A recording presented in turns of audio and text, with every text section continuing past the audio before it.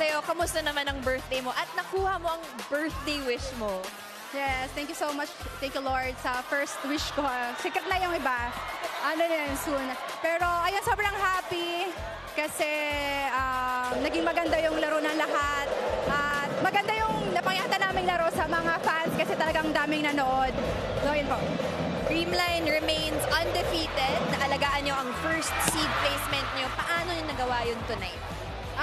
Kami lang, focus lang namin ay malaro namin kung ano yung tinitraining namin, yung sistema na meron kami.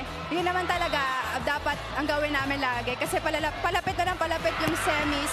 So, mas kailangan namin ma-perfect yung mga galaw namin sa loob ng court. Sabi mo naman na malapit na ang semis. Last 2 games possible without the many fans here in the arena. What would you like to say to them? Hello po sa lahat ng Creamline fans! Ayan, ang dami ko na namang mukha. Thank you so much po sa lahat ng nanood dito. Sino dyan? Hello! JG! Hello! Thank you so much po. May baka may na-miss pa ako. Okay. Wala na po. Ayan na po. Thank you so much, Gemma.